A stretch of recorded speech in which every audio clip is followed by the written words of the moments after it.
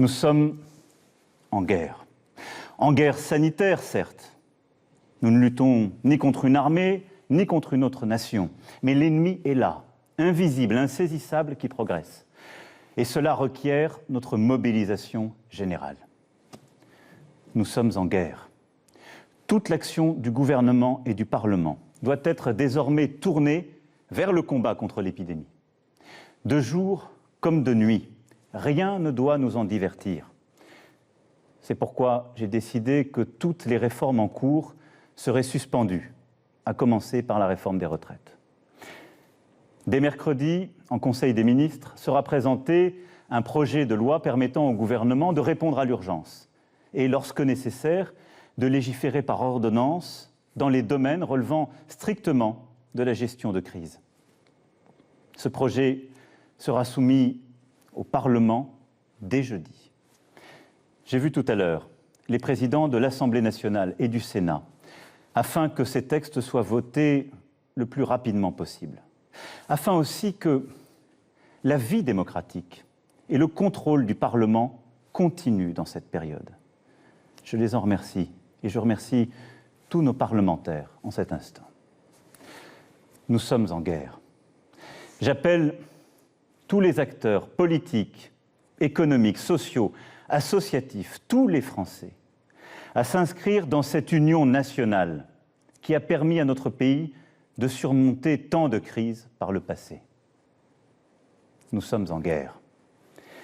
Et la nation soutiendra ces enfants qui, personnel soignant, en ville, à l'hôpital, se trouvent en première ligne dans un combat qui va leur demander énergie, détermination, solidarité. Ils ont des droits sur nous. Nous leur devons évidemment les moyens, la protection. Nous serons là. Nous leur devons des masques, du gel, tout le matériel nécessaire et nous y veillons et y veillerons.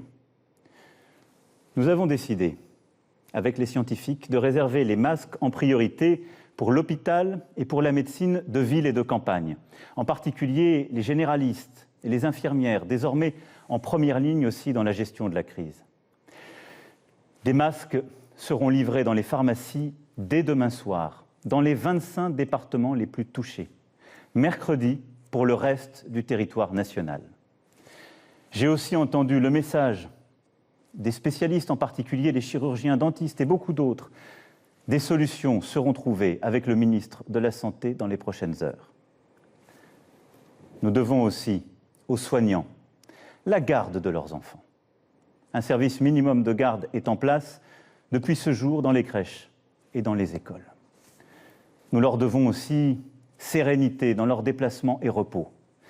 C'est pourquoi j'ai décidé que dès demain, les taxis et les hôtels pourront être mobilisés à leur profit. L'État paiera. Nous sommes en guerre, oui.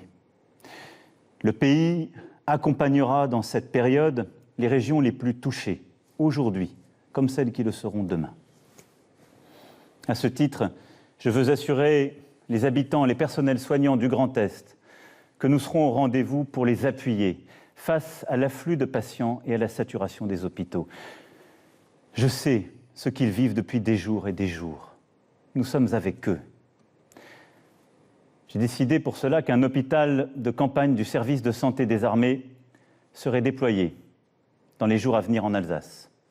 Les armées apporteront aussi leur concours pour déplacer les malades des régions les plus affectées et ainsi réduire la congestion des hôpitaux de certains territoires. Nous sommes en guerre.